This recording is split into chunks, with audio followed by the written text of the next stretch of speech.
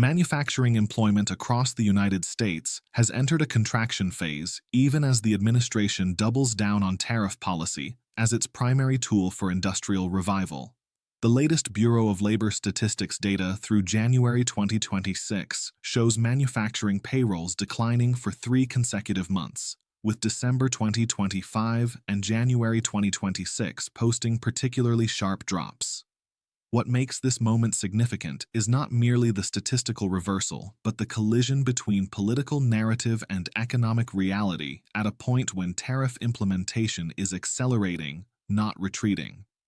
We are watching a natural experiment in real time, one where the promised mechanism of protection is active and expanding, yet the outcome it was designed to produce is moving in the opposite direction. The scale of this divergence matters because manufacturing represents roughly 11% of total U.S. employment, but carries disproportionate political and symbolic weight. Approximately 12.3 million Americans work directly in manufacturing, with several million more in adjacent supply chain and logistics roles. When this sector contracts, the effects radiate through specific communities with devastating concentration. Unlike service sector job losses that distribute across geographic areas, manufacturing decline hits with surgical precision, hollowing out towns that were built around specific plants or industries. The Midwest Industrial Belt, the Carolinas textile and furniture regions, and scattered manufacturing clusters in Pennsylvania, Wisconsin, and Michigan face compounding pressure as orders soften, input costs rise, and companies delay capital investment. These are not abstract statistics, but the foundation of local tax bases, school funding, and civic infrastructure in hundreds of communities. I'm not a financial advisor. This isn't financial advice. This is an educational analysis based on publicly available information and historical precedent. To understand why tariff-driven industrial policy produces outcomes opposite to its stated goals, we need to examine how protectionism interacts with globalized supply chains and capital allocation in modern economies. The historical record is unambiguous. The Smoot-Hawley Tariff Act of 1930 raised duties on over 20,000 imported goods, ostensibly to protect American farmers and manufacturers during the early Depression. What followed was a collapse in global trade, retaliatory tariffs from trading partners, and a deepening of the economic crisis as export-dependent sectors were crushed. U.S. exports fell from over $5 billion in 1929 to just over $1.6 billion by 1933, a drop of nearly 70%. Manufacturing employment, which the tariffs aimed to protect, fell by more than 40% over the same period. The mechanism was straightforward. Other countries responded by closing their markets to American goods, and the resulting trade war destroyed more jobs than the tariffs protected. The 1971 Nixon shock and subsequent import surcharges offer another instructive case. Faced with gold outflows and persistent trade deficits, the administration imposed a 10% surcharge on dutiable imports while suspending dollar convertibility to gold. The immediate effect was market chaos and a scramble among trading partners to negotiate. Within months, the Smithsonian Agreement restructured exchange rates, but the underlying pressures remained. American manufacturing did not experience a renaissance. Instead, the 1970s became a decade of stagflation, industrial decline in the Rust Belt, and the beginning of a long secular shift of production capacity overseas. The tariffs and currency moves did not reverse structural trends. They merely imposed short-term friction that companies eventually routed around by relocating production or sourcing from different countries. More recently, the 2018 through 2019 tariff escalations on Chinese goods, steel, and aluminum provide a direct precursor to the current situation. Those tariffs were explicitly framed as tools to rebuild American manufacturing and reduce trade deficits. The China tariffs ultimately covered more than $300 billion in annual imports at rates ranging from 10 to 25%. Steel and aluminum tariffs added another layer of cost. What happened? Manufacturing employment rose modestly in 2018, then stalled in 2019 even before the pandemic. The trade deficit with China narrowed slightly, but the overall U.S. goods trade deficit widened as imports simply shifted to Vietnam, Mexico, and other countries. Meanwhile, industries that rely on steel and aluminum as inputs, automotive, machinery, construction equipment, faced higher costs that squeezed margins and employment. The tariffs acted as a tax on downstream manufacturers, not a boost.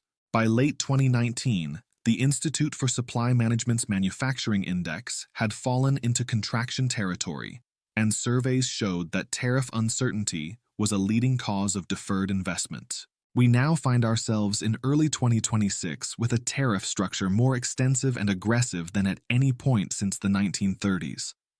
The administration has expanded tariffs on Chinese imports, reimposed and increased metals tariffs, and layered in new duties on automobiles, semiconductors, and critical materials.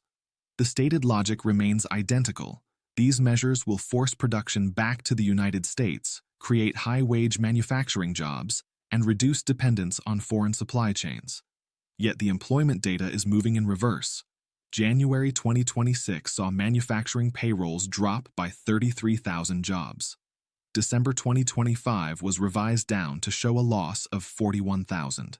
These are not trivial monthly fluctuations. They represent the largest consecutive declines outside of recession periods in over a decade. Surveys from the Federal Reserve's regional banks show new orders softening, backlogs shrinking, and business confidence deteriorating. The Institute for Supply Management's Purchasing Managers Index has been below 50, indicating contraction for 4 of the last 6 months. Why does this keep happening? The core issue is that tariffs do not change the underlying economics of production location. They only add friction and cost. Modern manufacturing is not a vertically integrated process contained within national borders. It is a globally distributed network where components cross multiple countries during assembly. An American automaker sources chips from Taiwan, wiring harnesses from Mexico, steel from South Korea, and rare earth magnets from China. When tariffs raise the cost of any of these inputs, the manufacturer faces a choice: absorb the cost and accept lower margins, pass it to consumers and risk losing market share, or reduce output and employment. None of these options leads to a hiring surge. The idea that tariffs will simply force companies to build new factories in the United States ignores the time, capital, and expertise required. Building a semiconductor fab takes 3 to 5 years and costs upwards of $20 billion. Relocating an automotive supply chain requires coordinating hundreds of suppliers and retraining workforces. These are not decisions made in response to tariff announcements. They are long-term capital allocation choices driven by cost, skill availability, regulatory environment, and market access. Meanwhile, tariffs invite retaliation. This is not speculation. It is historical pattern confirmed by current events. The European Union, China, Canada, and Mexico have all announced or implemented retaliatory tariffs targeting American exports. Agriculture, a sector that depends heavily on exports, is being hit particularly hard. Soybean, pork, and wheat farmers are seeing foreign buyers shift to Brazilian, Canadian, and Australian suppliers. Manufacturing exporters in aerospace, heavy machinery, and chemicals are losing orders as foreign customers face higher costs or turn to competitors. The National Association of Manufacturers, an industry group that initially supported some targeted tariffs, has become increasingly vocal about the damage retaliatory measures are causing. When export markets shrink, production for those markets shrinks, and employment follows. Most people miss the mechanics of this process because tariff policy is discussed in political and moral terms rather than economic and structural ones. The narrative focuses on fairness, on leveling the playing field, on punishing countries that allegedly cheat. These are emotionally resonant frames, but they obscure the actual transmission mechanisms. A tariff is a tax on importers, who are usually American companies. Those companies either eat the cost, which reduces profitability and investment capacity, or pass it downstream, which raises prices and reduces demand. In either case, the result is economic contraction, not expansion. The jobs saved by protecting one sector are offset by jobs lost in sectors that use the protected good as an input or that suffer from retaliatory tariffs. Economic research consistently shows that the net employment effect of tariffs is negative once these second-order effects are accounted for. The current cycle is accelerating faster than previous episodes because the tariff increases are larger, more broadly applied, and implemented amid pre-existing economic fragility. Corporate debt levels are elevated after years of low interest rates and aggressive borrowing. Many manufacturers expanded capacity in 2021 and 2022 in response to post-pandemic demand surges, only to find themselves overstocked and facing weakening orders by 2024 and 2025. The Federal Reserve's interest rate increases, though moderating, have raised the cost of financing new equipment and facilities. Energy costs, while off their 2022 peaks, remain volatile. Labor markets in some regions are tight, making it difficult to find skilled workers even if companies wanted to expand. Into this environment, tariffs add another layer of cost and uncertainty.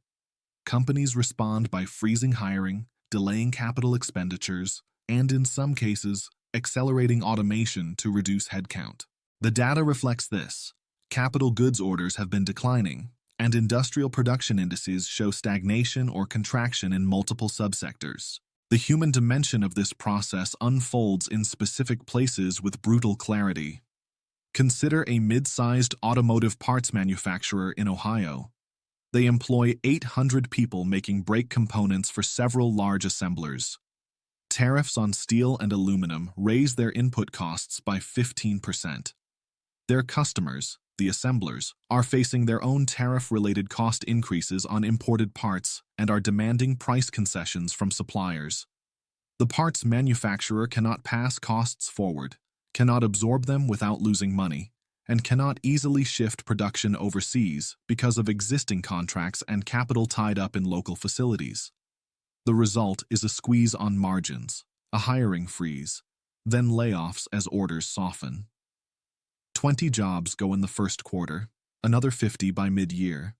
The local community sees reduced spending at restaurants and retail, property values begin to soften, and the school district faces budget pressure as tax revenue declines. This pattern repeats across hundreds of towns. Skeptics argue that these job losses are temporary adjustment costs and that in the medium term, protected industries will expand and hire. This argument assumes that protection creates competitiveness, but the mechanism is unclear. If American manufacturing was uncompetitive due to high labor costs, tariffs do not change labor costs. They only tax foreign competitors. If uncompetitiveness stems from outdated technology or lack of scale, tariffs do not upgrade technology or create scale. They simply reduce competitive pressure, which often leads to complacency rather than innovation. Historical episodes of prolonged protection, such as the Indian economy's license Raj from the 1950s through the early 1990s, show that shielding industries from competition tends to entrench inefficiency rather than build dynamism. Indian manufacturing under protection was characterized by low productivity, poor quality, and inability to compete globally. It was only after liberalization in 1991 that Indian industry began modernizing and growing rapidly. Another objection is that the current tariffs are part of a broader strategic competition with China, and that short-term economic pain is justified by long-term national security goals. This framing has merit in specific sectors like semiconductors, rare earths, and defense-related manufacturing, where dependence on a strategic rival creates genuine vulnerability. However, the tariffs being implemented are far broader than these narrow security concerns would justify. Tariffs on consumer goods, apparel, furniture, and a wide range of industrial inputs do not address national security. They simply raise costs and reduce efficiency. Moreover, even in strategic sectors, the preferred policy tool is not tariffs, but direct industrial policy, subsidies for domestic production, research funding, and investment in education and infrastructure. The CHIPS Act, which provides grants and tax credits for semiconductor manufacturing, is an example of this approach. It is more targeted and effective than broad tariffs, though it also carries risks of capital misallocation if not carefully managed. The convergence of these forces, rising input costs, retaliatory tariffs, elevated debt levels, weakening global demand, and policy uncertainty, creates a systemic fragility that is difficult to escape once the cycle begins. Companies that might have weathered one or two of these pressures simultaneously face all of them. The result is a broad-based pullback in investment and hiring.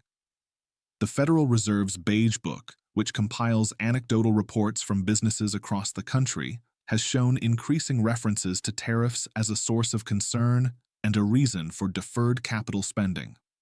When companies stop investing, productivity growth slows, and the economy's long-term capacity to generate rising incomes diminishes.